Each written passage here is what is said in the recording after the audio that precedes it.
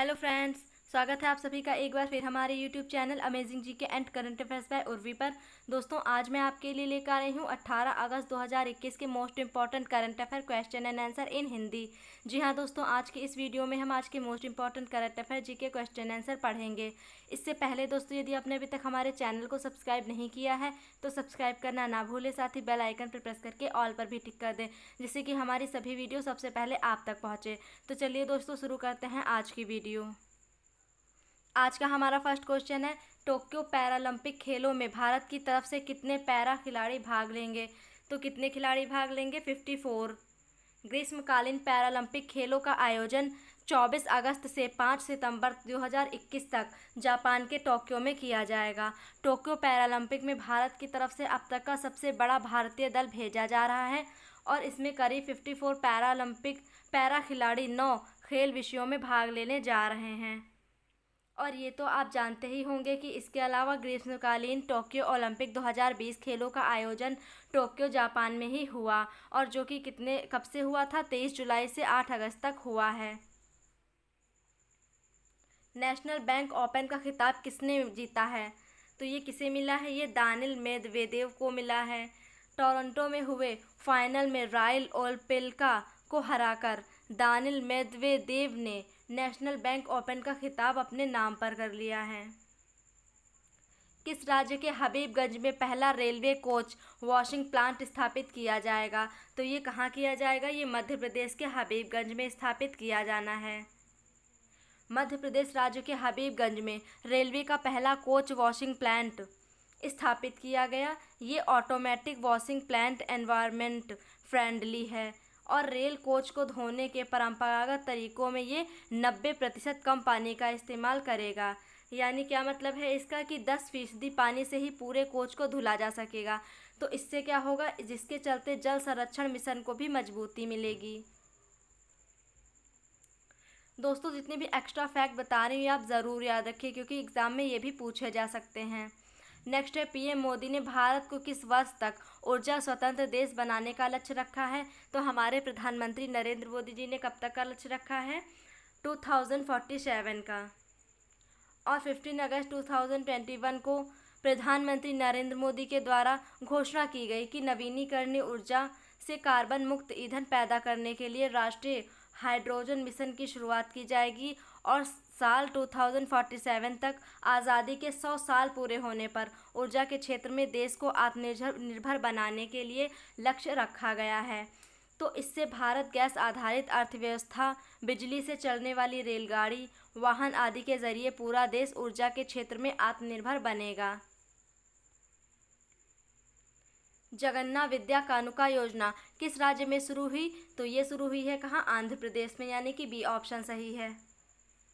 आंध्र प्रदेश के द्वारा शुरू की गई इस योजना के तहत स्कूल खोलने के बाद सभी बच्चों को उपहार दिए जाएंगे और इसके तहत क्या होगा? इसमें बच्चों को सरकार की तरफ से ड्रेस किटें, किताब की किट, बच्चों की अन्य ज़रूरत की चीज़ें उपहार के रूप में दी जाएंगी।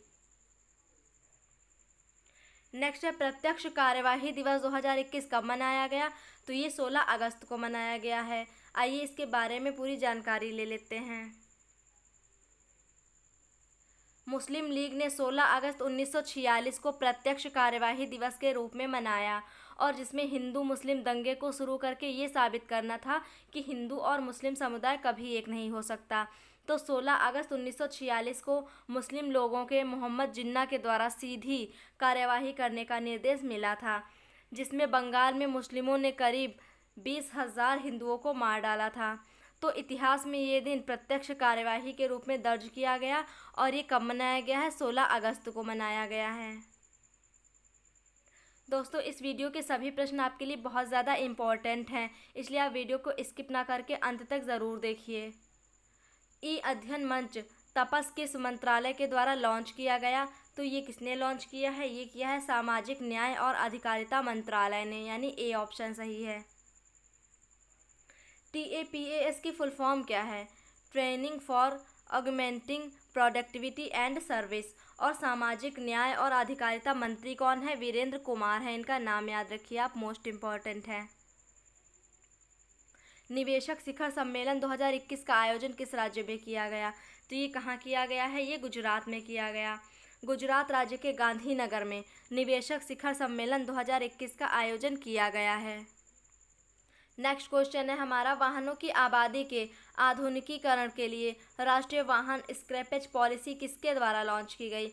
तो ये किसने लॉन्च किया है? ये हमारे प्रधानमंत्री नरेंद्र मोदी के द्वारा। इसके तहत 15 वर्ष से ज़्यादा के वाणिज्यिक वाहन और 20 वर्ष से ज़्यादा आयु के इन वाहनों को स्क्रैप किया जाएगा, और अगर वे एक स्वचालित फिटनेस परीक्षण में सफल नहीं होते हैं तो इन वाहनों का पंजीकरण रद्द कर दिया जाएगा। इस तरह के वाहनों से प्रदूषण में काफ़ी बढ़ोतरी होती है, जिस कारण इन वाहनों को बदल दिया जाएगा। और यदि कोई भी जमा कराकर नया वाहन लेना चाहता है तो इसके लिए सरकार की तरफ से इस पर सब्सिडी दी जाएगी, और सरकार के इस फैसले से करीब 50,000 प्रत्यक्ष और अप्रत्यक्ष रोजगार भी उपलब्ध होंगे। भारत का पहला क्रिप्टो यूनिकॉर्न कौन सा क्रिप्टो करेंसी एक्सचेंज बना है? तो ये बना है कौन? CoinDCX बना है। CoinDCX $1.1 बिलियन के वैल्यूएशन के साथ देश का पहला क्रिप्टो यूनिकॉर्न बना है। ये सीरीज सी फंडिंग राउंड में $90 मिलियन के बंद होने के बाद हुआ है। दोस्तों, मैं आपको बता दूं कि वीडियो के अंत में कल का क्विक रिवीजन भी है, जिससे आपको कल के क्वेश्चन आंसर का भी रिवीजन हो जाए। इसलिए आप वीडियो को अंत तक ज़रूर देखिए, क्योंकि रिवीजन आपके लिए मोस्ट इम्पॉर्टेंट होता है। नेक्स्ट है, वैज्ञानिकों के साथ मिलकर किस देश के ग्रामीणों ने एक रोबोट बनाया है? तो ये किस देश के लोगों ने बनाया है? इंडोनेशिया के। इसके बारे में जान लेते हैं। हाल ही में इंडोनेशिया के ग्रामीणों ने वैज्ञानिकों के साथ मिलकर एक ऐसे रोबोट को विकसित कर लिया है जो कोविड के आइसोलेट मरीजों तक दवाइयाँ और खाना पहुँचाते हैं। तो इस रोबोट का मुंह प्रेशर कुकर से बनाया गया है। अब इंडोनेशिया की बात हुई है तो राजधानी क्या है? जकार्ता। करेंसी है इंडोनेशियन रुपया, और राष्ट्रपति हैं जोको विडोडो। इनका नाम याद रखिए, मोस्ट इम्पॉर्टेंट है। पूरे देश में 75 नई वंदे भारत ट्रेनों को शुरू करने की घोषणा किसके द्वारा की गई? तो ये किसने की है? ये प्रधानमंत्री जी ने की है, नरेंद्र मोदी जी ने। 15 अगस्त 2021 को भारत के 75वें स्वतंत्रता दिवस पर आज़ादी के अमृत महोत्सव के 75 सप्ताह में देश के हर कोने को आपस में जोड़ने के लिए प्रधानमंत्री जी के द्वारा लाल किले से 75 नई वंदे एक्सप्रेस ट्रेनों की शुरुआत करने की घोषणा की गई। Vande Bharat semi high speed train make in India अभियान के तहत तैयार की जा रही हैं, और जिनकी शुरुआत कब हुई थी? साल 2019 से हुई थी। भारत की पहली वंदे भारत ट्रेन नई दिल्ली से वाराणसी के लिए चली थी। कब चली थी? 2019 में, फरवरी में।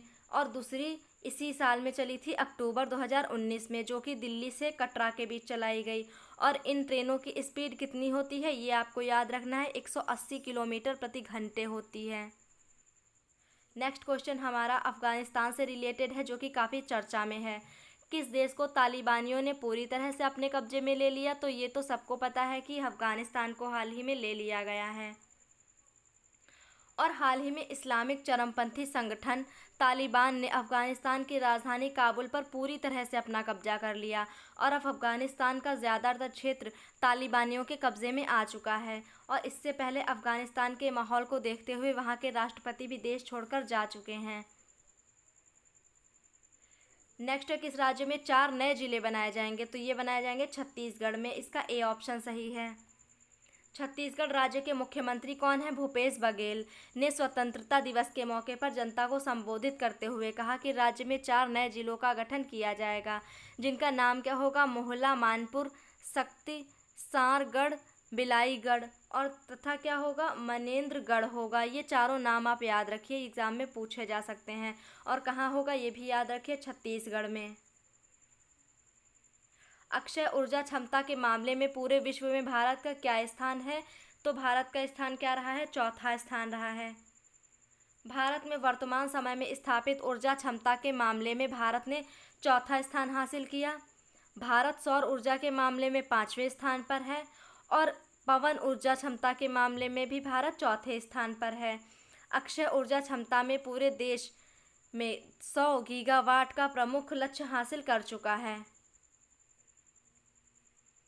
किस राज्य के भिंडावास को रामसर साइट के रूप में मान्यता दी गई है? तो ये कहाँ है? ये है हरियाणा में।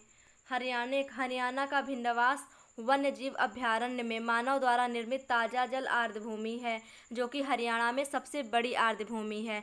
और भिंडावास को रामसर साइट के रूप में मान्यता मिलने के बाद भारत में रामसर स्थलों की संख्या कितनी हो गई है? 46 हो गई है। सलाहकार समूह सैगो का गठन किसके द्वारा किया गया? WHO के द्वारा किया गया, यानी कि वर्ल्ड हेल्थ ऑर्गेनाइजेशन के द्वारा। और इसका क्या फुल फॉर्म है? साइंटिफिक एडवाइजरी ग्रुप सैगो नामक सलाहकार समूह का गठन WHO द्वारा किया गया। और WHO की स्थापना कब हुई थी? 7 अप्रैल 1948। Headquarter Geneva. और मुख्य कौन है इसके? टेड्रोस अधनोम है इसके मुख्य। सुभद्रा कुमारी चौहान की 170वीं जयंती कब मनाई गई? तो ये कब मनाई गई है? 16 अगस्त 2021 को मनाई गई। सुभद्रा कुमारी चौहान एक महान कवयित्री और स्वतंत्रता सेनानी थीं और इनका जन्म कब हुआ था? 16 अगस्त 1904 को उत्तर प्रदेश के इलाहाबाद में हुआ था। इलाहाबाद का क्या नाम है? प्रयागराज नाम है। और सुभद्रा कुमारी चौहान की झांसी की रानी कविता बहुत ही लोकप्रिय कविताओं में से एक है। नेक्स्ट क्वेश्चन है हमारा, उत्तराखंड राज्य सरकार ने किसे बेटी बचाओ बेटी पढ़ाओ योजना का ब्रांड एम्बेसडर बनाया? तो ये किसे बनाया है? वंदना कटारिया को। तो दोस्तों ये थे हमारे आज के मोस्ट इम्पॉर्टेंट करंट अफेयर और अब हम कल का एक रिवीजन करेंगे। शुरू करते हैं revision. Space mission Chandrayaan 2 orbiter से इसरो ने चंद्रमा की सतह पर पानी के अणुओं की खोज की है। तमिलनाडु में आदिपुरम त्यौहार मनाया गया है। भारत के अलावा पूरे विश्व के 5 देश कौन कौन से? दक्षिण Korea, Bahrain, Liechtenstein, Republic of Congo और उत्तर कोरिया ने 15 अगस्त को ही अपना स्वतंत्रता दिवस मनाया है। मणिपुर के चखाओ या ब्लैक राइस का निर्यात यूरोप में किया गया। भारत और ऑस्ट्रेलिया के बीच सितंबर 2021 में पहली मंत्री स्तरीय 2+2 बैठक का आयोजन किया जाएगा। फेथफुल ट्रायंगल नाम की पुस्तक किसने लिखी? तन्वी मदन ने लिखी है। स्वयं सहायता समूह के बाजार के लिए सोचरया ब्रांड और लोगों को आवास और शहरी मामलों के मंत्रालय ने लॉन्च किया है। अफगानिस्तान के सबसे बड़े शहर काबुल पर तालिबानियों ने कब्जा कर लिया है, इसके बारे में हमने अभी बात भी की थी। हेल्थ क्वेस्ट अध्ययन का उद्घाटन डॉक्टर के सिवान के द्वारा किया गया है। इंडिया, ब्राज़ील और साउथ अफ्रीका पर्यटन मंत्रियों की बैठक की अध्यक्षता किसने की है? जी किशन रेड्डी जी ने की है। तमिलनाडु के मुख्यमंत्री ने अमेजन इंडिया के पूर्ति केंद्र का उद्घाटन किया है। एंथ्रेक्स निमोनिया से पीड़ित एक मरीज को मिलने की पुष्टि कहाँ? चीन में हुई है। और हरियाणा के डीजीपी कौन बन गए हैं? प्रशांत कुमार अग्रवाल। संयुक्त राष्ट्र सुरक्षा परिषद के आपातकालीन सत्र की मांग अफगानिस्तान ने की है। अन्वेषण के उत्कृष्टता के लिए 2021 में 152 पुलिसकर्मियों को गृह मंत्री पदक से सम्मानित किया जाएगा। और गायिका जगजीत कौर का निधन हो गया है, इनका नाम याद रखना है आपको। तो दोस्तों क्विक रिवीजन भी यहीं पर समाप्त होता है। आज की वीडियो में हमने पढ़े आज के मोस्ट इम्पॉर्टेंट करंट अफेयर और हमने कल का क्विक रिवीजन भी कर लिया है। तो आशा करती हूँ वीडियो आपको पसंद आई होगी और आपके लिए काफ़ी ज़्यादा हेल्पफुल भी रही होगी। आपको वीडियो कैसी लगी हमें कमेंट करके ज़रूर बताएं। साथ ही साथ वीडियो पसंद आई है तो लाइक शेयर करना ना भूलें। और दोस्तों यदि चैनल पर नए हैं तो चैनल को सब्सक्राइब ज़रूर कर दें, जिससे आपको हमारी वीडियो मिलती रहे। तो मिलते हैं नेक्स्ट वीडियो में। धन्यवाद।